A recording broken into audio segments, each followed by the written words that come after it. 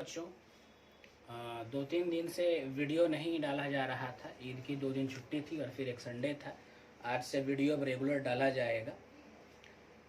Class 4 में हम लोगों ने साइंस में एक नया लेसन स्टार्ट किया था, लेसन नंबर 3, जिसका नाम था प्लांट्स एंड देयर फूड। उसमें हम लोगों ने पिछले 3 लेक्चर में हम लोगों ने बहुत कुछ पढ़ा था, तो मैं आज उसमें कुछ आगे नहीं पढ़ाने वाला हूँ। जो 3 लेक्चर में हम लोगों ने पढ़ा था उसी को मैं आज रिवाइज करने वाला हूँ। तो प्लांट्स एंड देयर फूड ये लेसन का नाम था आपका। देखते हैं, तो जैसे कि आप अपने अगल बगल हमेशा जब आप देखते हैं तो आपको बहुत तरह के पौधे दिखाई देते हैं।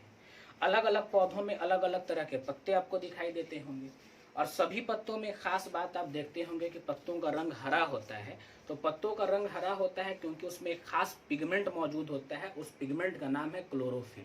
उसी क्लोरोफिल की वजह से उसका रंग हरा आपको दिखाई देता है। आगे देखते हैं, है ना। उसके बाद ये हरा रंग, जो कुछ पौधों में ये पिगमेंट जो है, हरा वाला पिगमेंट जो है वो कम होता है। उसमें पीला रंग का पिगमेंट ज़्यादा होता है, तो उस पत्तों का रंग पीला आपको दिखाई देता है। कुछ बहुत कम ऐसे पौधे हैं जिनके पत्तों का रंग लाल या पीला भी आपको दिखाई देता है, तो उसमें लाल और पीले रंग का पिगमेंट हरे रंग के पिगमेंट से ज़्यादा होता है, इसीलिए वो पत्ता हरा ना दिख करके लाल या पीला आपको दिखाई देता है। अब पौधे जो है अपना खाना खुद बनाते हैं, और पौधे को अपना खाना बनाने में ये उनका हरा रंग, मतलब कि ये जो क्लोरोफिल है उसकी खास इंपॉर्टेंस है। उस क्लोरोफिल की मदद से ही वो हरा रंग की मदद से ही अपना खाना बना पाते हैं। अब एक पौधे को खाना बनाने के लिए क्या क्या जरूरी है, तो पौधा एक लिविंग थिंग है और उसको जिंदा रहने के लिए भोजन चाहिए। तो एक पौधा जो है जिंदा रहने के लिए अपना खाना बनाता है, और खाना बनाने के लिए वो ज़मीन से पानी, हवा से कार्बन डाइऑक्साइड और सूरज की रोशनी लेता है, और उसके पत्तों में मौजूद क्लोरोफिल की मदद से वो अपना खाना बनाता है। उसके खाना बनाने की ये जो प्रक्रिया है उसे हम फोटोसिंथेसिस के नाम से जानते हैं। पौधे अपना खाना बनाने के लिए ज़मीन से पानी एब्जॉर्ब करते हैं, हवा से कार्बन डाइऑक्साइड एब्जॉर्ब करते हैं, सूरज की रोशनी एब्जॉर्ब करते हैं, और उसके बाद उनके पत्तों में मौजूद जो क्लोरोफिल है इन सब को मिला करके वो अपना खाना बनाते हैं। और अपना खाना जो वो तैयार करते हैं उस प्रक्रिया को, उस प्रोसेस को हम फोटोसिंथेसिस के नाम से जानते हैं। और जब वो खाना बन जाता है तो वो पौधों में खाना जो बनता है वो शुगर के रूप में बनता है ना। और जब खाना बनता है तो उस खाना के बनने के बाद पौधों से ऑक्सीजन गैस रिलीज होती है, निकलती है, और उसी ऑक्सीजन गैस को हम सांस के रूप में लेते हैं। यानी पौधों और इंसान के बीच में एक बहुत खास रिश्ता है। इंसान ऑक्सीजन लेता है और कार्बन डाइऑक्साइड छोड़ता है, और पौधे कार्बन डाइऑक्साइड लेते हैं और ऑक्सीजन छोड़ते हैं। यानी इंसान और पौधा दोनों एक दूसरे की बहुत ही म्यूचुअल रिलेशन है। दोनों एक दूसरे के कॉम्प्लीमेंट्री हैं, दोनों एक दूसरे की कड़ी हैं, दोनों एक दूसरे के बिना अधूरे हैं, है ना। चलिए आगे बढ़ते हैं। तो फोटोसिंथेसिस हम लोगों ने समझ लिया। अब हम लोग बात करते हैं कि सनलाइट कैसे एब्जॉर्ब करता है। तो चलिए देखते हैं। तो पौधों की जो पत्तियां होती हैं उन पत्तियों पर सूरज की रोशनी गिरती है, और जब वो पत्तियों पर सूरज की रोशनी गिरती है तब जा करके वो उस सूरज की रोशनी को पत्तियां एब्जॉर्ब करती हैं, है ना। पत्तियां जो पौधों की होती हैं वो चौड़ी होती हैं ताकि ज़्यादा से ज़्यादा उस पर सूरज की रोशनी गिर सके, है ना। उसके बाद पत्तियां पौधों में ऐसी जगह ही निकलती हैं जहां ज़्यादा से ज़्यादा सूरज की रोशनी पत्तियों पर पड़ सके, है ना। उनकी ऐसी बनावट होती है कि वो ज़्यादा से ज़्यादा रोशनी को एब्जॉर्ब कर सके। चलिए आगे देखते हैं। पानी, वाटर।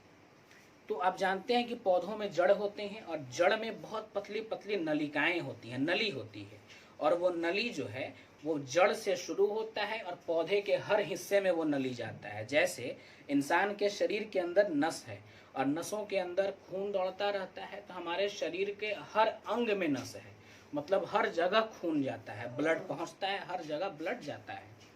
तो उसी तरीके से पौधों के शरीर के अंदर भी पतली पतली नलिकाएं हैं। उन नलिकाओं में पानी जाता है, जड़ से वो पानी निकल करके एब्जॉर्ब होकर के पौधे के दूसरे हिस्सों तक वो पानी पहुंचता है ना। तो ये सारी चीज़ हम लोग पढ़ लिए थे।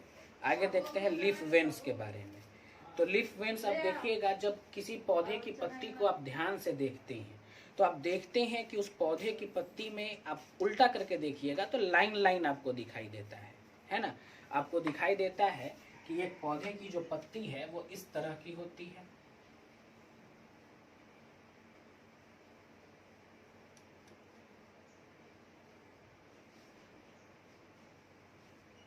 इसमें ये जो बीच वाली नली दिखाई दे रही है इसको हम मिड रिब कहते हैं। क्या कहते हैं? मिड रिब कहते हैं। और इसमें बहुत सारी ऐसी पतली पतली नली आपको होती है, इसको हम लोग लीफ वेन्स कहते हैं। क्या कहते हैं? लीफ वेन्स कहते हैं। बीच वाली ये जो नली है इसको मिड रिब कहते हैं, और ये जो पतली पतली नली दिखाई दे रही है इसको हम लोग मिड रिब कहते हैं। मिड रिब कहते हैं। इन नलियों में पानी जाता है, जो जड़ पानी वाटर एब्जॉर्ब होता है वो जड़ से वो वाटर स्टेम में जाता है, स्टेम से ब्रांच में जाता है, और ब्रांच से यहाँ से पानी इंटर करता है और इस नली में पूरा पानी जाता है, और इस नली से इस नली में ऊपर नीचे सारी नली में पानी पहुँचता है, पत्तों को पूरा वाटर मिल जाता है और तब जाकर के पत्ते अपना खाना बना पाते हैं। तो इसको हम लोग लीफ वेन्स कहते हैं, इसको लीफ वेन्स कहते हैं, और बीच वाली नली को हम लोग मिड रिब के नाम से जानते हैं। इस पर हम लोगों ने एक एक्टिविटी भी पढ़ी थी।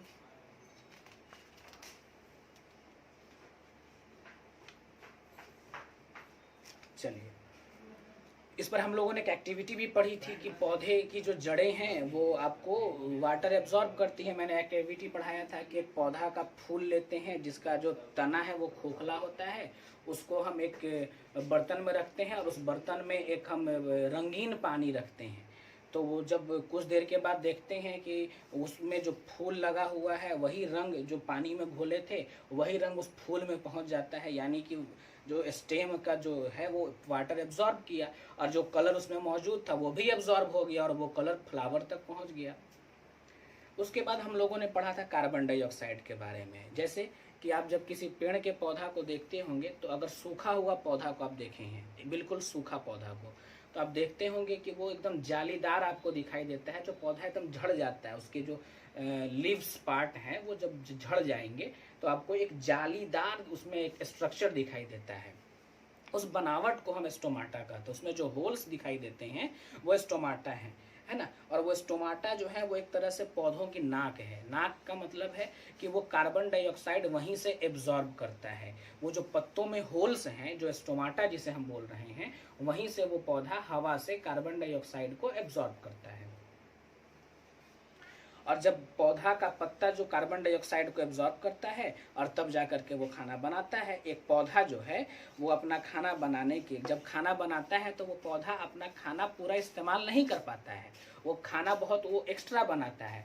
तो जो खाना एक्स्ट्रा बनाता है वो पौधों में फल के रूप में जमा होने लगता है, चाहे तो वो स्टेम में जमा हो, चाहे वो रूट में जमा हो, चाहे वो फ्रूट्स के रूप में जमा हो, हर चीज़ में अलग अलग जमा होता है। और वो जो एक्स्ट्रा खाना जमा होता है वो स्टार्च के रूप में जमा होता है। वो एक्स्ट्रा खाना जो जमा होता है वो स्टार्च के रूप में जमा होता है। आपको बताया गया होगा कि जो कार्बोहाइड्रेट है वो दो रूप में पाया जाता है, एक शुगर के रूप में और दूसरा स्टार्च के रूप में। तो जो पौधा अपना खाना बनाता है तो जो एक्स्ट्रा खाना है वो बनाता है शुगर के रूप में, लेकिन जो खाना एक्स्ट्रा बच जाता है वो उसमें जमा होता है स्टार्च के रूप में, है ना। पौधा अपना खाना बनाता है शुगर के फॉर्म में, लेकिन जो एक्स्ट्रा फूड जो उसमें स्टोर्ड होता है वो स्टार्च के फॉर्म में स्टोर्ड होता है। आगे देखते हैं। उसके बाद मैंने बताया था पेज नंबर 28 में हम लोग बहुत तरह की फल और सब्जियां खाते हैं, चावल, गेहूं, आलू, ये सब खाते हैं। तो कौन से हिस्सा का क्या क्या खाते हैं वो आपको दिखाया गया है। जैसे कि आप रूट किसका खाते हैं, तो गाजर का, चुकंदर का, सलजम का, ये सब क्या है, आप रूट खाते हैं। स्टेम आप खाते हैं प्याज का, आलू का, गन्ना का। पत्तियां खाते हैं आप पालक साग का, बंधा गोभी का, धनिया का। फ्लावर आप खाते हैं फूल गोभी का, केला का, है ना। ब्रोकोली भी होता है, एक हरा रंग का गोभी होता है। फल में आप आम, लीची, सेब, अमरूद खाते हैं। और बीज में आप चावल, गेहूं, मकई, बहुत तरह की दाल, ये सारी चीजें आप बीज के रूप में खाते हैं। तो ये आपका हो गया, यहाँ तक हम लोगों ने पहले पढ़ लिया था।